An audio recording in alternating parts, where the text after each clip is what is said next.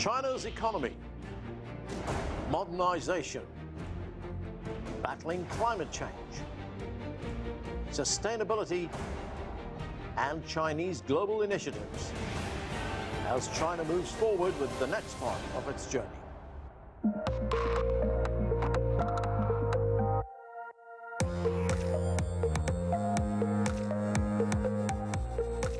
Hello, I'm Anand Naidu, and welcome to a CGTN America special program, New Journey, China and the World.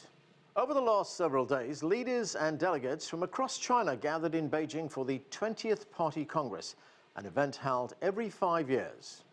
The country has made extraordinary progress over the last decade. There was much to applaud, including China's historic achievement of ending extreme poverty. Now China is planning for the next 5 years and beyond. So where does it go to from here? Xi Jinping outlined that in his address. From this day forward, the central task of the Communist Party of China will be to lead the Chinese people of all ethnic groups in a concerted effort to realize the second centenary goal of building China into a great modern socialist country in all respects, and to advance the rejuvenation of the Chinese nation on all fronts through a Chinese path to modernization. To build China into a great modern socialist country in all respects, we have adopted a two-step strategic plan. Basically, realize socialist modernization from 2020 through 2035 and build China into a great modern socialist country that is prosperous, strong, democratic, culturally advanced, harmonious and beautiful from 2035 through the middle of this century. The next 5 years will be crucial for getting our efforts to build a modern socialist country in all respects off to a good start. And Xi Jinping also outlined China's engagement with the world. He said, China is committed to its fundamental national policy of opening up to the outside world and pursues a mutually beneficial strategy of opening up. It strives to create new opportunities for the world with its own development and to contribute its share to building an open global economy that delivers greater benefits to all peoples. From China's goals for modernization to its role in an ever-changing world, we have much to discuss during the next hour, and you will hear from several China experts. But we begin on a critical issue for the country, sustainable development. During the recent United Nations General Assembly meeting in New York, UN Deputy Secretary General Amina Mohammed discussed one of the UN's major sustainable development goals, ending poverty. And she had praise for China's achievements. It was amazing what China was able to do because that's actually how the goal for poverty on the MDGs was achieved, was the efforts that came out of China. I think China has many examples of how this could work. Not every country would be able to achieve those goals in the same way. So I think there are lessons learned, and many could gain from that. And I think what the UN tries to do is to share those best practices around the world, around the framing of what we've got to get done as goal number 1 of the SDGs. So yes, lessons learned, and in particular, you know, what were those key ingredients to taking people out of poverty? Education was one. Putting a square, nutritious meal on the table was another. So there are things that we can all do, and that were examples of what helped China pull people out of poverty. And I think the biggest lesson we have to learn is how you did it at scale. And that's the big one. It's not to do a few people, it's to do everyone above the poverty line and giving them an opportunity. China has already made significant progress in protecting its biodiversity. Elizabeth Maruma Imrema, the UN Executive Secretary of the Convention on Biological Diversity, talked about that.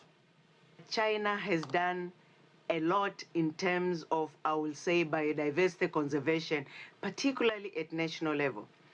Few examples.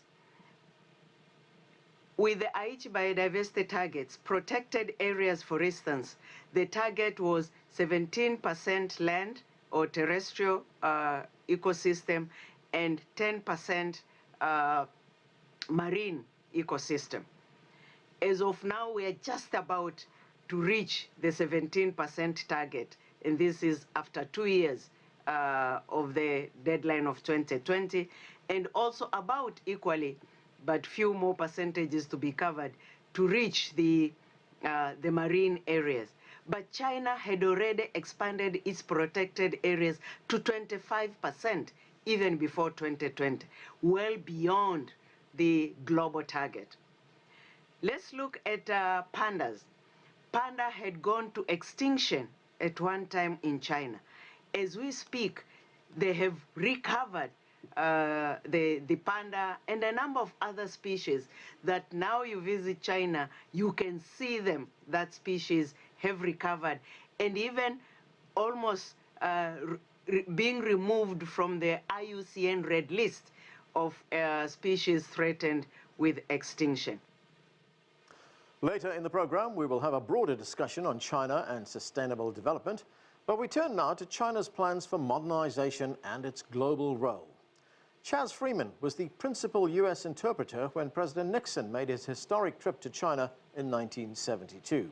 When I talked with him earlier, he put into perspective China's transformative journey, the current relationship between Washington and Beijing, and how China's global role has evolved. Ambassador Freeman, great to have you with us. You were, of course, there in 1972 when President Richard Nixon made that historic trip to China. And of course, at that time, China was a very different country. So how would you assess the past 50 years, this extraordinary transformation of China over the last 5 decades? Well, the transformation has been fundamental in many ways. In 1972, China was isolated. It was weak. It was vulnerable to external attack at that time by the Soviet Union. It was absorbed in the Cultural Revolution, a period of anarchy within the country. In the past 50 years, all of these conditions have changed, or much for the better. The country's gross national product has grown immeasurably. Per capita incomes now are just below those of some European countries, as opposed to about $50 a year in 1972. China has become the world's greatest trading nation, where it was very protectionist and isolated 50 years ago. And of course, China is now very much able to defend itself, no longer vulnerable, and therefore able to take a more independent stance on world affairs. Let's talk about the relationship between China and the United States. There's been considerable progress in that relationship, but it's not been without its problems. We've seen that recently with the trade war. To what extent has that damaged the relationship? The relationship between China and the United States now is, I should say, very bad.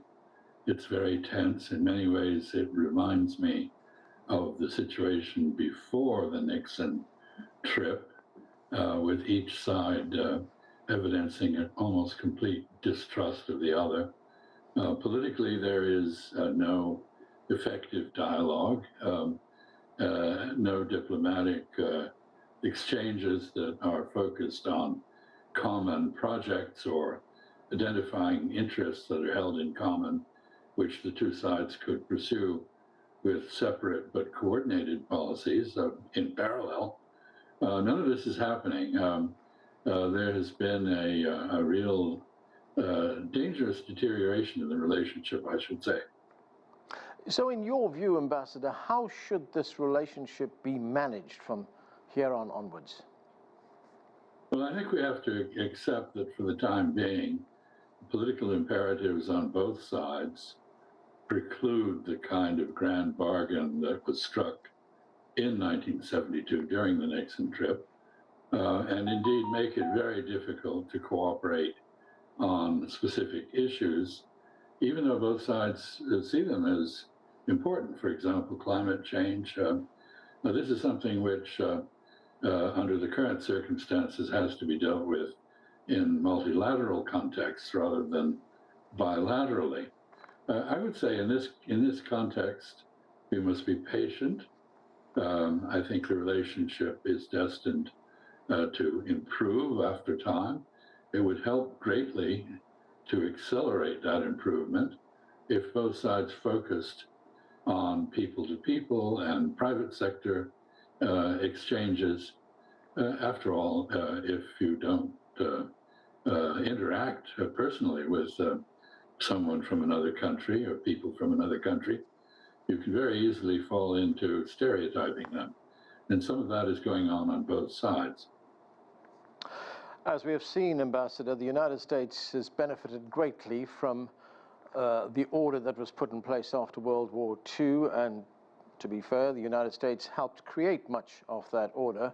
But now we see China's growth, its emergence as a major economic power in the world. We see the growth in India, in Brazil as well.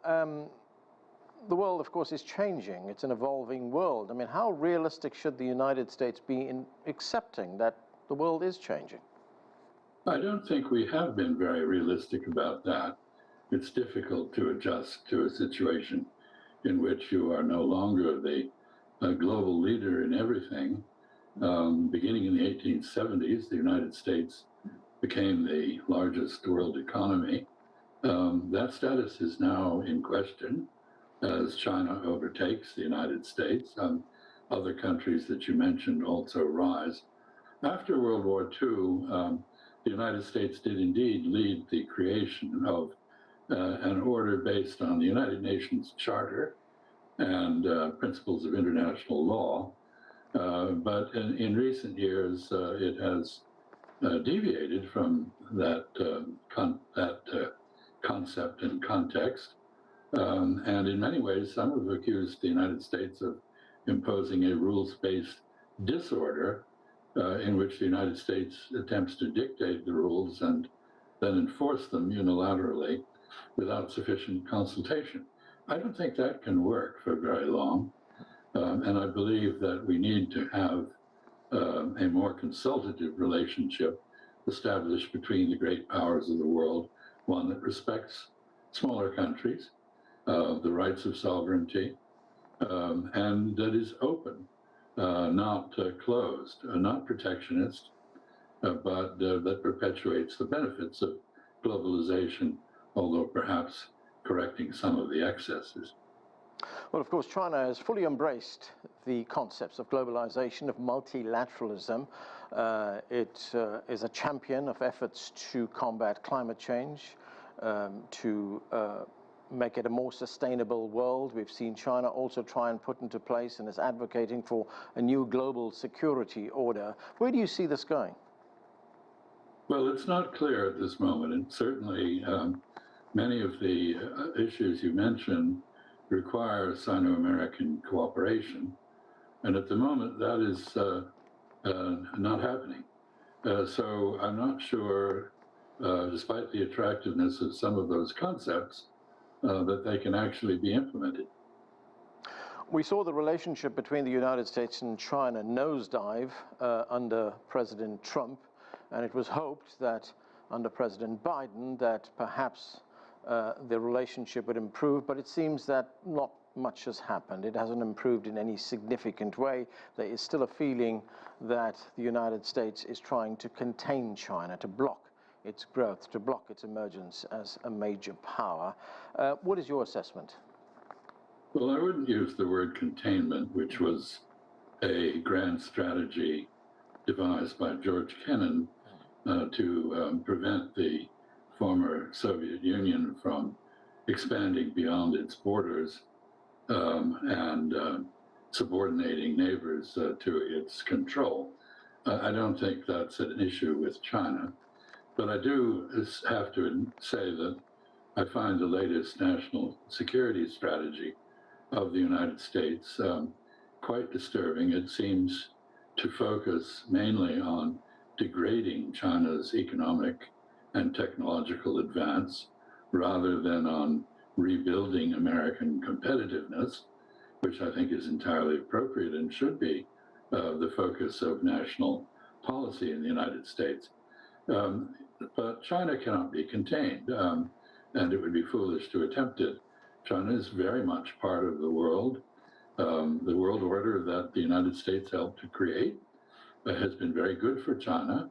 And while China probably wants to make some adjustments in that order, it is actually, for the most part, defending it against alternatives disorder.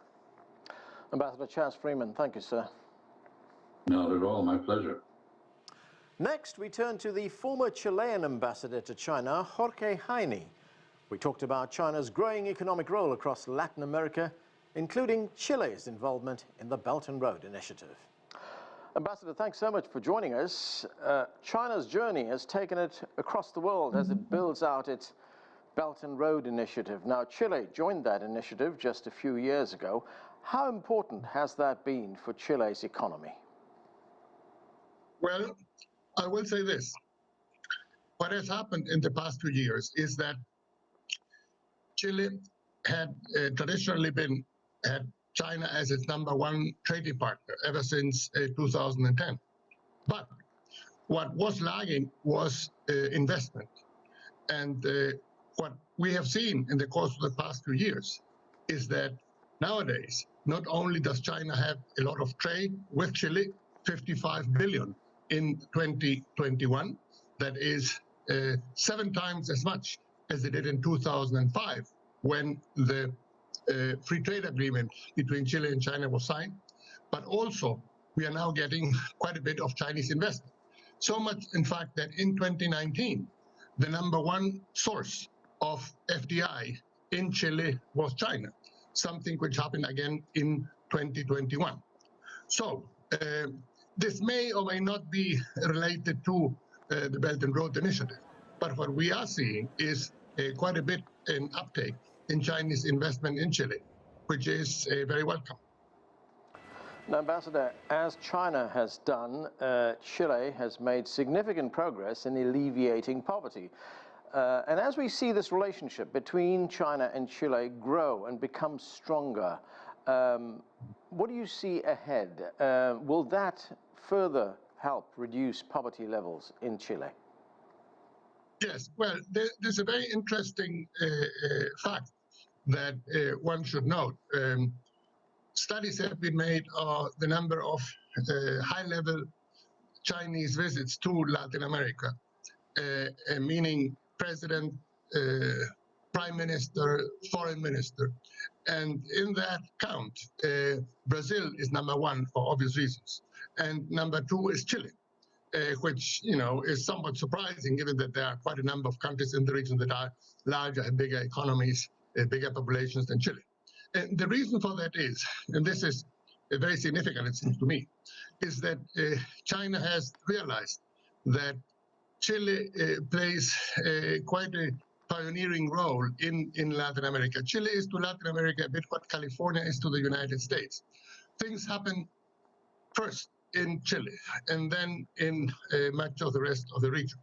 In that regard, the partnership between China and Chile has been extremely fruitful, and both countries have been able to work together in developing the agenda, not just at a bilateral level, but also at a regional level. For example, in the China-Latin America ministerial forums that have been held, the first was held in Beijing. I participated in it in 2015. The second was held in Chile in 2018. I was also there. And the third was held in Mexico City in December of last year. So there is a very important agenda between China and Latin America ahead of us.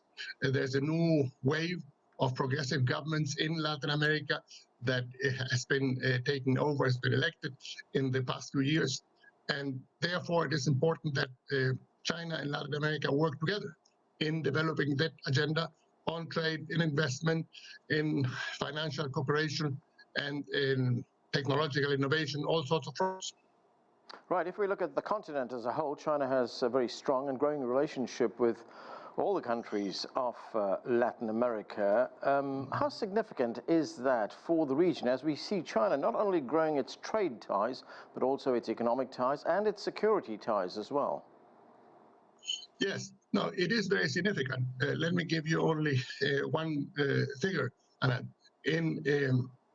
For South America, China is the #1 trading partner. More so, South America trades more with China than it does with the United States or with Europe. Not Latin America as a whole, that is a different proposition. But for South America and for countries like Brazil, like Uruguay, like Chile, like Peru, China is the #1 trading partner. So that is very significant. There's also been an increase, as I said earlier, in investment. Total Chinese investment in Latin America is estimated to be somewhere around $130, $140 billion. Total trade in 2021 reached $450 billion, up from $10 billion in 2000. So this is a very significant increase. So we are seeing quite a strengthening of ties between China and Latin America in the course of the present century, in the past 2 decades. Ambassador, at the 20th Party Congress, Xi Jinping stressed the importance of peace and development. Let's listen to what he had to say. China has always been committed to its foreign policy goals of upholding world peace and promoting common development, and it is dedicated to promoting a human community with a shared future. China remains firm in pursuing an independent foreign policy of peace. It has always decided its position and policy on issues based on their own merits, and it has strived to uphold the basic norms governing international relations and to safeguard international fairness and justice. So, Ambassador, as the countries of Latin America modernize, as they develop their economies, how important is it for peace and development to go together? Well, it is extremely important. And one of the good things about Latin America is that Latin America, for a long time, has been blessed by not having had any international wars. We see many regions around the world which are affected by wars and all sorts of international conflicts. That has not been the case in Latin America. We have other problems, other issues, but international wars is not one of them. Latin America is also a nuclear-free region, as per the Treaty of Tlatelolco, which is also very important. So in that regard, for Latin America, the biggest challenge is development. That is what we put front and center. But peace is always very important, and we're keen to keep it that way. Ambassador Jorge Jaime, thanks so much for joining us. Thank you. Now let's hear briefly from an American who's made several trips to China over the years. Jeff Green conducts trips for the famous Flying Tigers, U.S. pilots who flew missions with their Chinese colleagues against the Japanese during World War II. He is very impressed by what modern-day China has accomplished. The foundation that I run, the Sino-American Aviation Heritage Foundation, we've been taking American veterans, known as the Flying Tigers, who fought to defend China during World War II, back to China. We've taken over 500 of them, usually as guests at the highest levels of the Chinese government. And the thing that's really exciting is that these men were in China 80 years ago. In defending the Chinese, helping to defend them against the Japanese occupation. And to see the way they see the changes is even more remarkable. But what we've seen roads and highway systems spring up. We've seen literal cities spring up. The sizes, just traveling in China, the size and scope of the airports, the train systems, the high-speed train systems, where, as I said, building a high-speed train system where no one would even conceive of building a high-speed train system. And this whole thing of lifting up perhaps hundreds of millions of people out of poverty, that is remarkable. I don't know any other country that can do that, has done that, or will do that. As China looks ahead, public figures in the United States offered their friendship and warm wishes to the Chinese people on the occasion of their new journey. All of the world is looking forward to a favorable and positive interaction with the people of China moving forward. The citizens of Washington will continue to seek mutual cooperation with the Chinese in the upcoming year and many years going forward. The world is looking forward to a favorable interaction with China and the Chinese people moving forward. I know in Steilacoom, Washington, we look forward to cooperation in the areas of culture and academics for many, many more years. I think that if our peoples can continue studying together, trading and meeting one another face to face, that such interactions will lead to much greater understanding and many more years of friendship and mutual prosperity. We're going to take a quick break. When we come back, we will discuss sustainability and development. So please stay with us on our special program, New Journey, China and the World.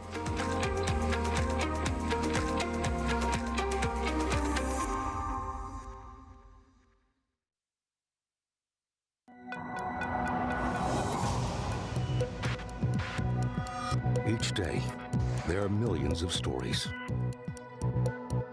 Each one can open new perspectives, new possibilities. Wherever you look, we are there to see, discover, explore.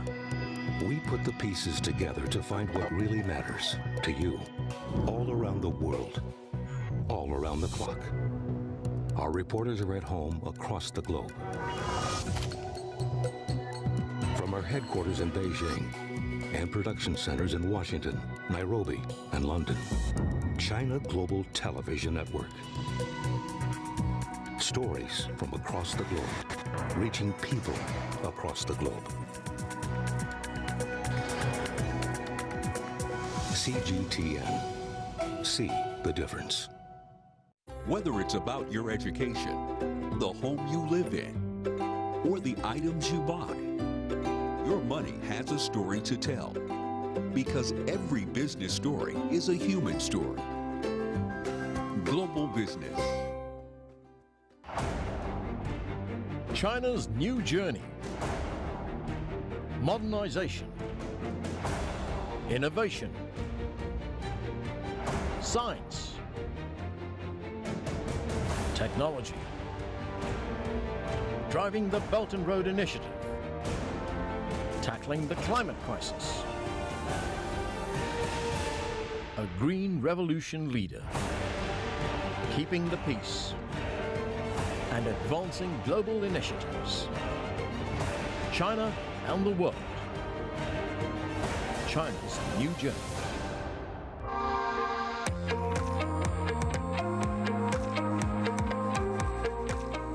Welcome back to CGTN America's special program, New Journey, China and the World.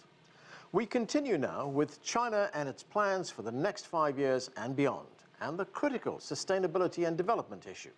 What is China doing now? And how about its global role and cooperation with other countries on the UN's Sustainable Development Goals? That's all part of the discussion. Joining me now from New York is Robert Lawrence Kuhn. He is a China expert, international corporate strategist and author. With us from Beijing is Enrique Dussel-Peters. He is a visiting professor at Peking University. Also joining the discussion from Beijing is Thomas Gell. He was an environmental advisor to former US President Bill Clinton. And from Virginia, Changhua Wu. She is CEO of the Beijing Future Innovation Center. Thanks to all of you for being with us. Robert, let me start with you. China has lifted hundreds of millions of people out of poverty. Extreme poverty has been overcome. And all this has been achieved 10 years ahead of the United Nations sustainability goals. You, of course, are very familiar with this. You made an acclaimed documentary on this subject. But when you look at that achievement, how does it place China now as it forges ahead, as it looks to its future? China's eradication of poverty is one of the great human stories of the 20th and 21st century. To analyze it properly, we need to divide it into two parts. The first part is pure economic growth, which began in the late 1970s with reform and opening up. And with economic development, it just brought all people out of poverty because of the increasing income that China would have. That arguably maybe 600–700 million. But here's the point. Around 2012, roughly when President Xi took office as a senior leader, it was recognized that there were still about 100 million Chinese people who, no matter how high the GDP per capita would become, would still remain in abject or absolute poverty because they lived in remote mountainous villages or were minorities who didn't understand the language or had medical problems, etc. So that began under President Xi a targeted or precision poverty alleviation campaign, which is very detailed and very specific, and that brought everyone out of abject or extreme poverty by the end of 2020. However, relative poverty obviously still exists, and therefore there was a transition at that point from the anti-poverty campaign, which had succeeded with extreme poverty, now moved to rural revitalization, which is a multi-decade approach to bring standards of living roughly the equivalent in rural areas into urban areas, and as urban areas. And this would be the part of the great rejuvenation of the Chinese nation, which is China's second centenary goal by the 100th anniversary of the People's Republic of China in 2049. Now, that itself is embedded within a bigger concept that President Xi has now emphasized, and we saw it in his report to the 20th CPC National Congress, of common prosperity, which is the big overarching term within which rural revitalization is a part. Second part of our conversation, we can talk about the international applications and implications of China's anti-poverty campaign and how other countries can benefit from it. Enrique, talking about the international implications of China's achievement, the United Nations has made poverty eradication one of the key goals of its sustainable development, which it wants to achieve by 2030.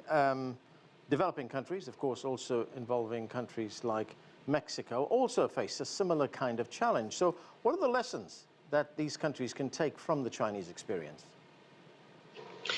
Look, the lessons are very important for Latin America and for Mexico. We have to remember again that the impact of the pandemic, of the COVID-19 pandemic, contrary to China, has been very profound in the region and in Mexico. And we are witnessing, even before the pandemic, a very profound polarization process. You have to imagine the following situation. Before the pandemic, in 2019, around 42% of Mexico's population was poor, just under the criteria of income. But if you include the criteria of rural areas and women, this goes up to 85%. No?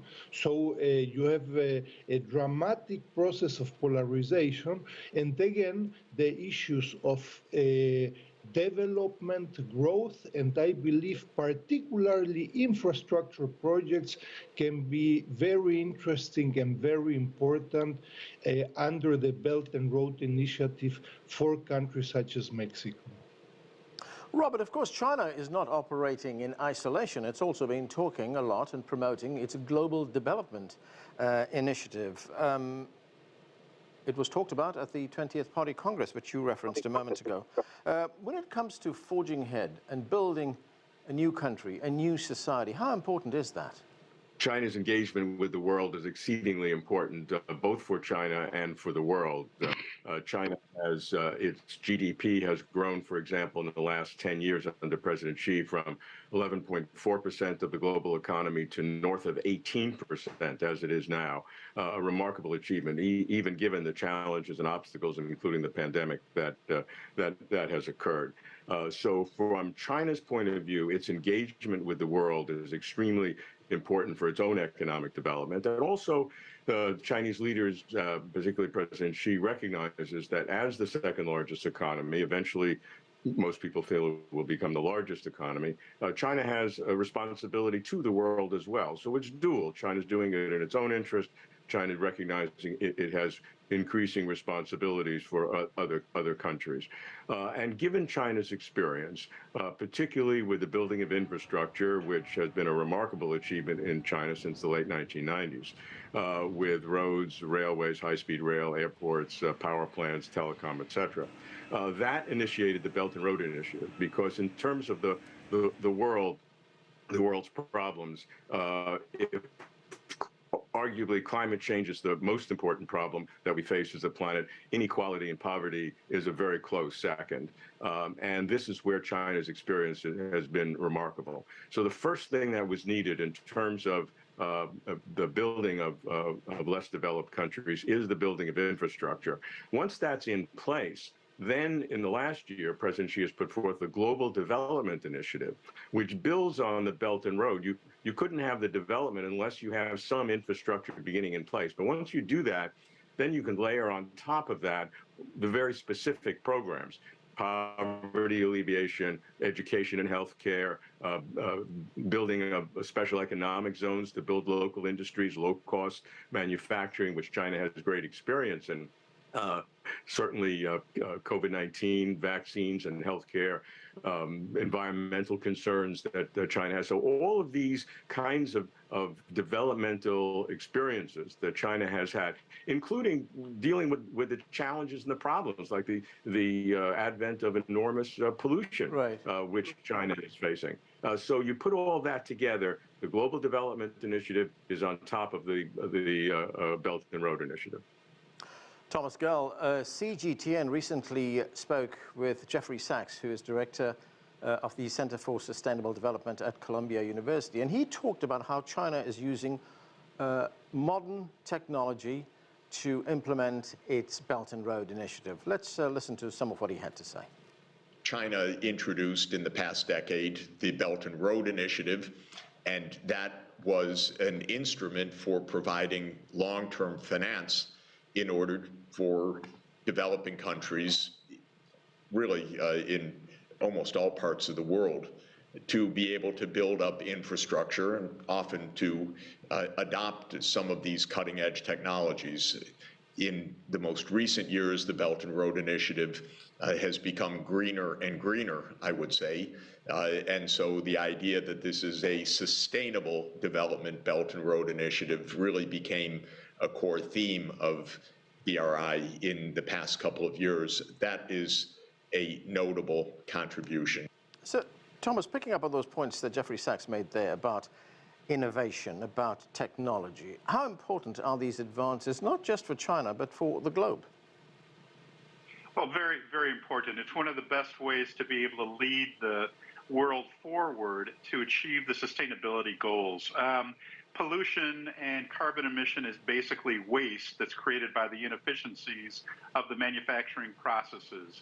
So when you bring in the technologies, when you bring in AI to be able to control a lot of these much more effectively, you can substantially reduce the pollutants that are emitted while increasing production.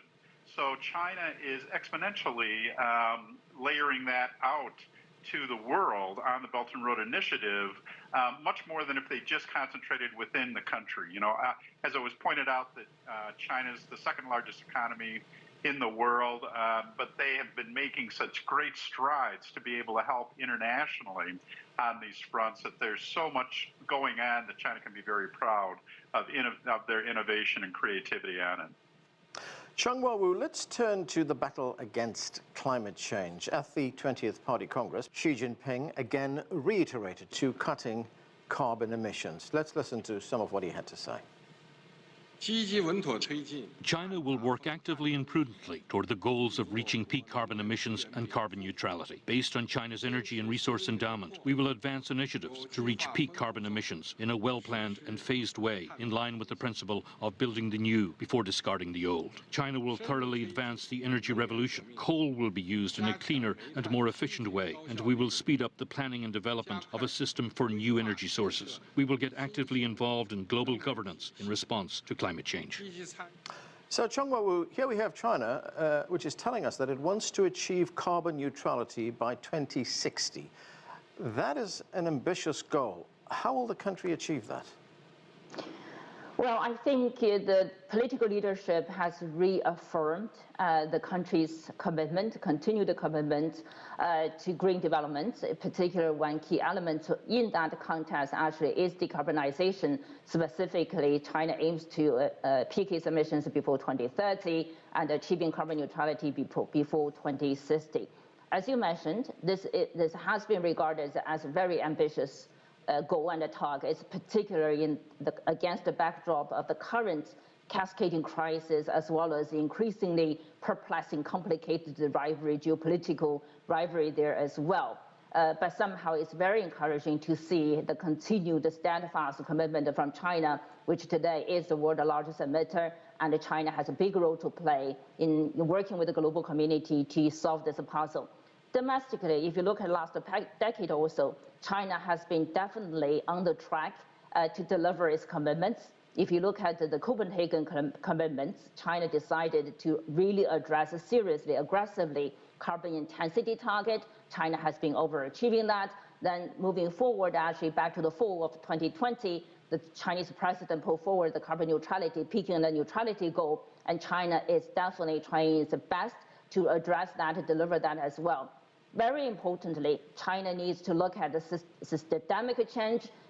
So it's not just simply carbon issue itself, but it's pretty much everything from energy, industry, mobility, agriculture, nature conservation, stuff like that.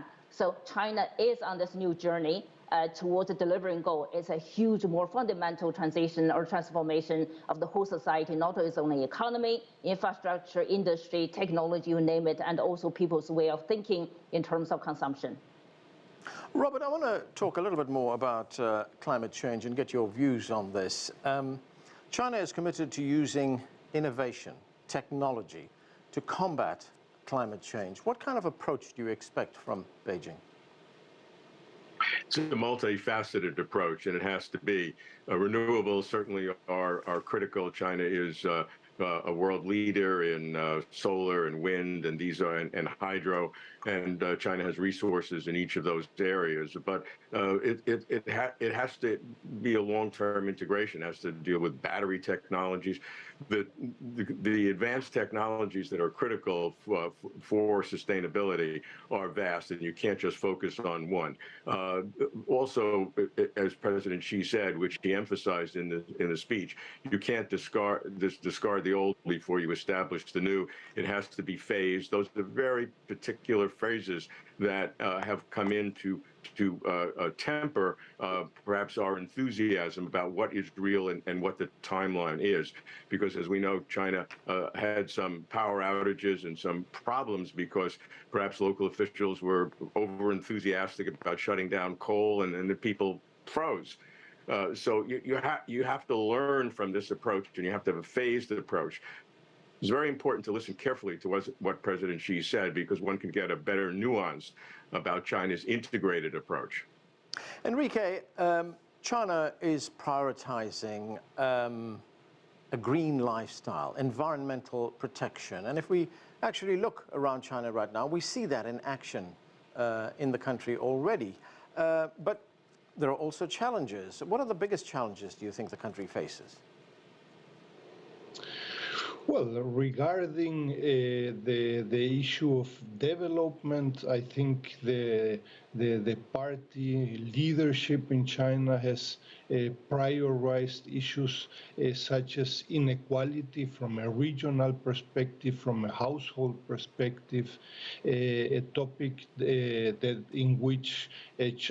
on which China has been working for more than a decade, but still, according to UNDP and other sources, the Gini coefficient, among others, has been increasing. No, this is in the domestic arena, and from an international arena, and getting back to some of your prior questions, I simply would like to highlight the enormous relevance of China in terms of infrastructure projects in the world. No, we have an annual report of China's infrastructure projects in Latin America, and it is impressive how Chinese infrastructure that initially 10 years ago were mainly concentrated on fossil energy, today they are mainly on non-fossil energy and transportation. And this is definitively having an impact in infrastructure in Latin America and in Mexico. Before I move on, Thomas Gull, I just want to get your view on the challenge of climate change and the fact that China has made this one of its key priorities as it moves ahead. Yeah, they've done a wonderful job in moving things forward. I've been actively working in China since 1994. And at that time, when you were siting factories and doing development, the pollution was very far down the list. You know, jobs were #1 for the economic development. It's completely changed under President Xi's leadership, and they really have done a lot, as we talked about, on the technological end to be much more efficient in what they're doing. China's the largest producer of renewable resources, about 22% of their grid. However, because the grid is limited, only about 11% gets to be used in China. So I think those issues and challenges are changing and being addressed now in China so they can make some major strides forwards as they go forward. They're still, because of their need for energy, are adding a lot of coal-burning plants between now and 2030 when they hope to be able to peak their carbon emissions. We have to recall the United States did that back in 2007. So we've got some great opportunities in China to be able to accelerate the electrical generation technology, the demand issues, which seem to be being addressed within the critical manufacturing areas. And also, you know, remember China has been the leader in electric vehicles over the last several years as well. So they have mandated 60% of the vehicles to be electric in the next few years. So very aggressive stance on it, and it will make a difference. I want to talk a little bit more about that in a moment, Thomas. But first, I want to go to Chengwa Wu. Chengwa Wu, Xi Jinping also addressed the biodiversity issue at the 20th Party Congress. Let's listen to some of what he had to say. 提升生态系统多样性 We will enhance diversity, stability, and sustainability of our ecosystems. Major projects for preserving and restoring key ecosystems will be carried out at a faster pace.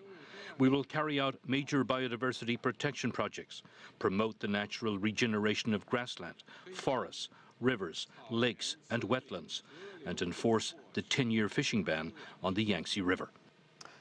So, Chengwa Wu, what did you make of what Xi Jinping had to say there? I mean, it was very detailed. He was being very practical about how this problem was going to be approached with. Absolutely.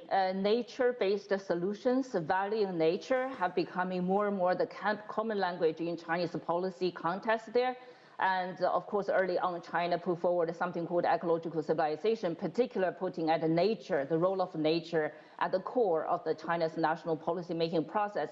On one side, internationally, we are going to have a new convention for biodiversity conservation before the end of this year. And in the meantime, domestically, China is pulling all the triggers together to make sure all the pieces are coming together. There are a few things that are very important. One, we recognize the role of nature. So, of course, you know, carbon sink and resilience. We do need, you know, nature plays a role in this process. In the meantime, actually, there's a very strong social linkage there because at the end of the day, people, we are living in nature and our economy relies on nature. So very importantly, we have to make sure people really understand this. And also policy incentives are put into together so that we'll be able to really enhance nature conservation. On one side, of course, we need to halt the loss and damages of nature. In the meantime, that's going to dramatically enhance our capability of climate resilience and adaptation. And on the question of biodiversity, Chengwa Wu, the country has already adopted and has already started implementing some important initiatives, hasn't it? Definitely. And I think there's the one particular issue, actually, global community is gradually coming together. It's a 30% of land, 30% of ocean shall be protected by 2030. This is called the 30 times 30 agenda. China is definitely on that. And very important, I think we have about a quarter of China's land already under protection or preservation, whatever you call that. In the meantime, we are advancing quickly towards actually elevating that kind of goal. So by 2030, we're hoping somehow China in particular will be able to really achieve or overachieve that sort of target so that we're really trying to shift the economy or the modernization towards a harmony of nature and our development. Thomas Gill, I want to get back to something we were talking about a moment ago, and that is merging manufacturing capabilities with also meeting those sustainability goals. I mean, I'm thinking of one of the big emerging industries right now in China is which is big in China, and that is the electric car industry, for instance. Can China forge ahead with that kind of industry while at the same time not sacrificing anything in wanting to meet those sustainability development goals? Yeah, absolutely. They've done a wonderful job of encouraging the electric vehicles. I have several friends in that industry. As battery technology improves due to the innovation of China, the range of the vehicles is being extended. Manufacturing processes are being done in an environmentally sensitive way. And so that changes the whole dynamics. Vehicle emission is about 17% of the issues for greenhouse gases. So by cutting that substantially, by going to EV, we can have a direct and immediate impact on that. It's great in Beijing. We have an electric car, so it's a wonderful way to get around and makes it so much easier to be able to do it. And it's really been encouraged, you know, by the country for the past 10 years. Robert Kuhn, another goal of the Chinese leadership is to provide quality health care to its people. And we know what a critical component that is in the overall well-being of anybody on the planet. Where do you see that going in China? Healthcare has been one of the great priorities in the last several decades. When China reformed, the healthcare system was changed, and it really became broken. There was a great deal of incomes were not available to hospitals. They had to scrape and see how they could fund themselves. They did that by kickbacks with drug companies to provide drugs. Drug prices went up. It was really problematic.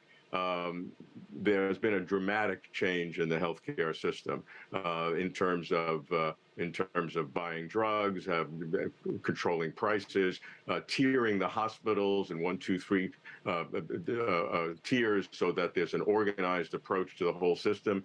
National health insurance has been rolled out to virtually everyone in China, including in rural areas, have health insurance. In some cases, perhaps it's not as much as it can be, but it's been a remarkable achievement. The focus, particularly on rural health care, has been one of the primary activities that and focal points in terms of rural revitalization. I'd say healthcare is number one. Number two, maybe education in terms of rural areas. So this is exceedingly important for China, and there's been great success so far. Enrique, China has also made the case that peace and development go hand in hand. They are inextricably linked. And if we look at the world today and we see tensions all over the world, I'm wondering, I mean, how vital is this for China to achieve this around the globe if we are going to see societies progress, to see prosperous countries?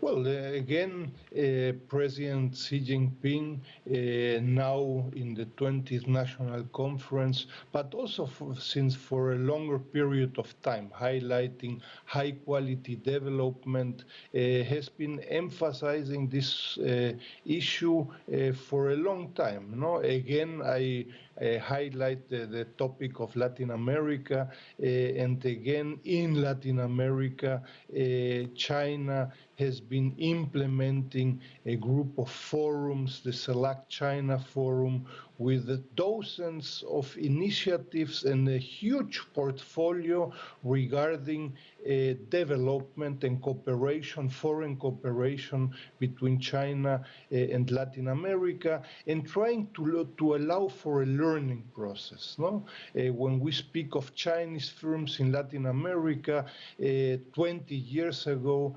initially there were some learning effects, in some cases some mistakes, no? But this emphasis on high quality Belt and Road Initiative is very important, allowing again for a learning process, emphasizing development and not only growth, no, in terms of quantity. And I think this has been working out pretty well, again, with major challenges. Chung Wo-Wu, of course, global cooperation is key to achieving these sustainability goals. But when we look at the world today, rising international tensions, division, hostility. How concerned are you that this could be a hindrance to progress? I am very concerned, and at this moment, you just bring that sort of concern actually into the professional context there, which is focusing on climate change, focusing on clean energy transition. We know very well if the current rivalry, geopolitical rivalry continues, lack of collaboration will be dramatically slowing down the global clean energy transition and the fighting climate change, and that has been made loud and clear by organizations like International Energy Agency, among all different leading scholars, within China and global there as well. We all know actually clean energy like renewable energy, solar and EV battery are pretty much, we call it metal heavy or mineral heavy. And this is a typical example in terms of the current disruption of global supply chains. We are literally going to be just thinking loud, hoping that somehow we're going to get there by 2030 or 2060. But in reality, without really secured supply chain of minerals, metals, there's no way we're going to get there as much as we would like to. So there is a particular timeline. Globally, we are looking for 2030 to halve the emissions over the 2019 level. And so we have barely 8 years to go. So that's as a sense of urgency in terms of global collaboration and cooperation is so critical at this moment that requires particularly largest economies to really come together to overcome their sort of rivalries, short-sightedness, and really aiming for the bigger picture. Rob, one final brief thought. We've been talking for the past hour about China's new journey, its place in the world. What are you expecting over the next 5 years? I think we should look to what President Xi said in his report, because this report is very carefully written over 6 to 8 months with all the constituencies and experts involved, and President Xi's imprimatur is on it. And there was definitely a section internationally on what China wants to do in the future. And it wants to really offer to all humanity, especially to developing countries, what China calls a new form of human advancement, a new way to modernization. Infused with Chinese experiential insight, supported by Chinese economic strength, which is financing, and that China should be proactively engaging the world, contributing Chinese culture, offering Chinese ideas, showing the real China. There are obviously tensions and challenges that have been increasing for all sorts of reasons, and from Russia's invasion of Ukraine to technology sanctions, but China is determined not to hold back from the world, even with the need for its own dual circulation to improve its domestic economy as a percentage of the overall GDP, so it controls its own destiny. But given all of that, China is committed to its international presence and increasingly so in a proactive manner. Okay, and that's where we have to leave it. Thank you to all of you for being with us. It has been a great discussion, and we hope that you enjoyed it. And looking ahead, we will be bringing you several days of special programs on sustainability development later in the year as part of CGTN's Global Action Initiative. Thanks for joining us.